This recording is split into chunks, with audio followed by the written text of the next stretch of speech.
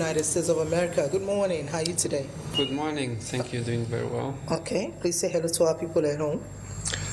Hi, everyone. Hare Krishna. Greetings from Mahatatvadasa. Okay. All right. Is the temple president of their temple in San Diego, California. How are you today? Doing good. Thank you. How about yourself? I'm fine. Okay, let's talk about Hare Krishna. What do you have to tell us?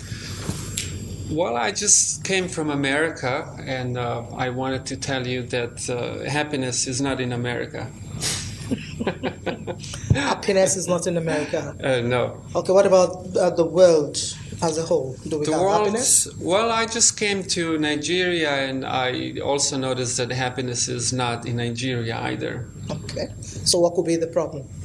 What could be the problem? Well, it's not really a question of a problem. The thing is that happiness is a metaphysical, spiritual thing, experience that's not found in any physical situation. And for example, Nigerians are consciously or subconsciously or unconsciously endeavoring to or aspiring to be something like Americans. But if you take a travel to America, you will find that Americans, even though they may have material things that Nigerians do not have, are happiness-wise not better off than people of Nigeria. As a matter of fact, mental and emotional diseases are absolutely rampant in America, like in no other place.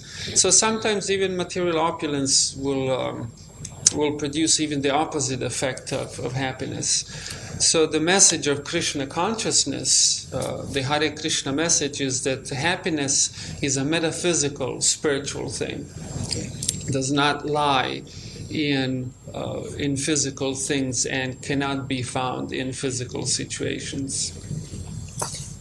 The gift that you can give to any Nigerian is like asking the person to go to America, and you're telling us that there's no happiness in America. You are an American, so you know better. Yes. So yes. What is the Krishna consciousness all about? So Krishna consciousness is actually a movement. It is a movement, it is a non-sectarian movement. We could call it a religious movement because it is a spiritual movement that believes in God. But Krishna consciousness is a movement that it's here to teach Dharma. And Dharma is a Sanskrit word that probably does not have equivalent in English language. But if we were to translate that word, it really means an eternal law that you cannot violate. So for example, in terms of happiness, if you seek for happiness in the places where there is no happiness, that's just the law. You cannot find happiness in the places where happiness does not exist. So for example, our stomachs, right, they're meant to digest organic food. If I were to eat plastic, I would find myself in trouble. I would experience stomach pain because stomach is not meant to eat plastic bags. Okay. So similarly, the law of Dharma is the eternal law that dictates the very nature of who we are. We're spiritual beings. We do have material bodies, so we have some material needs, but these material needs are rather simple. In other words, if we have enough clothes to wear, a decent place to live, we're not hungry, we're clean. Well, those are some basic material needs. Everything beyond that is really unnecessary in terms of material endeavor. And unfortunately, I think the whole world is really, if I may say, even crazed about seeking happiness on the material plane. And in this way, happiness is elusive. And those Nigerians who don't believe this, they just have to move to America. And upon coming to America, I'm sure they'll be first enamored for some time. But after some time, they'll be just like any other American, still seeking for happiness. Because happiness is a spiritual thing, and it lies in a relationship, spiritual relationship of us spiritual beings to other beings on a spiritual plane, and including our relationship with God. Okay. The Krishna movement is all about our relationship with God. Okay, now. That's a good summary. Thank you. Thank you. Americans don't believe in spiritualism. So how have you been coping? Actually, it is. America is quite variegated. Maybe mainstream America is, to a certain extent, materialistic. But surprisingly, America, being a relatively large place, has a different social phenomena, and so there's actually a very powerful interest amongst Americans in spirituality, and specifically in this case, Krishna consciousness. Okay. So how long has Hare Krishna been in America? In America, since 1965. Really? 1965. And in Nigeria since 1970 something, I think. Oh, really? Yeah, so you guys are not far behind. We're not far behind. All right, so you're preaching Krishna consciousness and you're looking for happiness, or you want to preach happiness. Is that why you came to Nigeria? Correct. I am a monk, and I have taken to this life in order to maximize my time and energy, so that I could actually go around and share what I think is a wonderful gift that was given to me. Okay. I mean, I mentioned God, I mentioned happiness, I mentioned religion. However, Krishna consciousness is not a sectarian concept of religion. As a matter of fact, in America, people very often differentiate spirituality from religion, because sometimes people, when they go about their spiritual lives or spiritual traditions, they introduce mundane elements, and so their religious concepts become sectarian. And so, having introduced mundane concepts into the religious realm, we have even religious tensions, and sometimes even very unpleasant conflicts. These are not. Sometimes people even make statements. Definitely in America, I've been here just for a few days, so I'm not sure whether people say like that here. But in America, people definitely say, not all people, but some people, that religion causes wars, and so. We believe that. Some of us believe that here too. Yes, yes, okay. And you know, there is a good solid foundation for that thought, but I would like to offer that such people who find themselves in those kind of conflicts are actually people who are not purely religious. These are people who have introduced mundane elements to religion, because true spiritual concepts are concepts of love and equality. For example, if you look at any living being around, we will see that physically we're all different. We're all different, and yet basic concept of justice demands equality. How can we speak of equality if we're not equal? For example, you have a female body, I have a male body. You're probably more intelligent than me.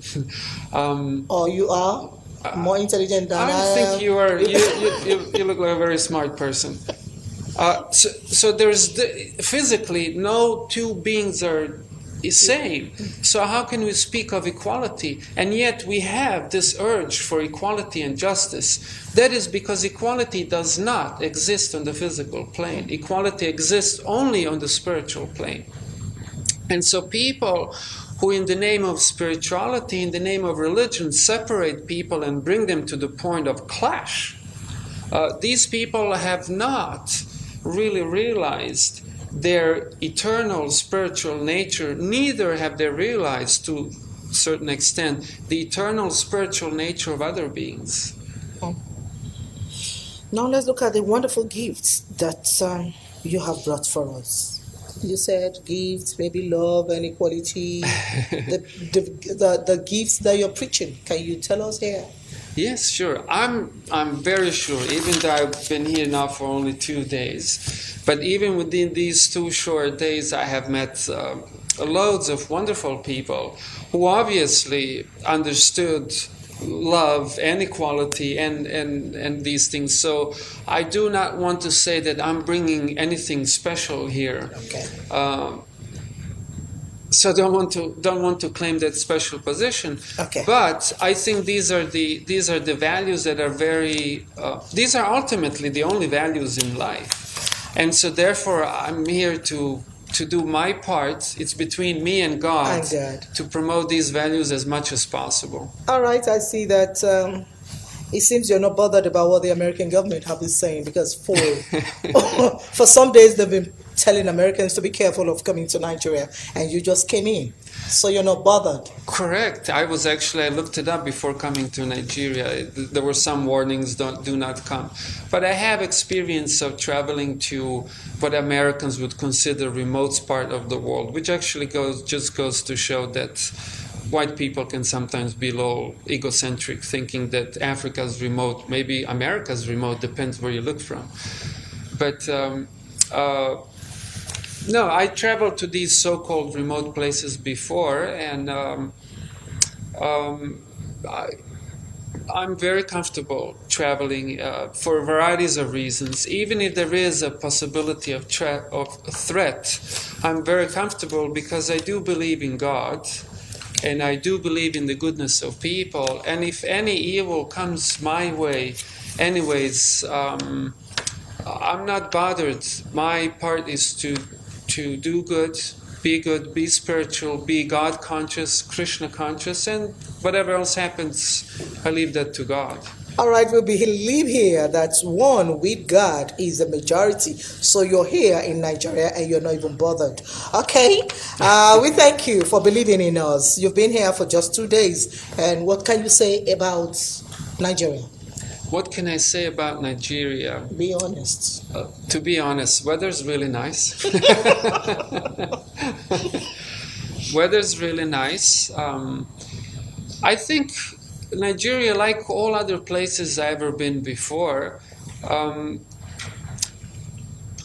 could use a little more, if not a whole lot of more spiritual emphasis. And I think people would be much better off if their governments have systematically promoted spiritual values, non-sectarian spiritual values like Krishna consciousness, for people's spiritual education, so they can actually find happiness personally and also collectively. All right, thank you very much. Yes, you're here. How long are you staying? And you have a special program that people can come in to be part of at the temple? Yes, if I could, I'd love to meet every single person from Nigeria, but that's physically impossible. Okay. However, there is a center here in Lagos, and I think you may have the address. Mm-hmm. Maybe it could be displayed on the screen. That's 23 Egbeyemi Street off Coca Road, Ilupeju, Lagos. Can you call that? 23 Egbeyemi. You say that. 23 Egbeyemi. 23 Egbeyemi Street. Off Coca Road.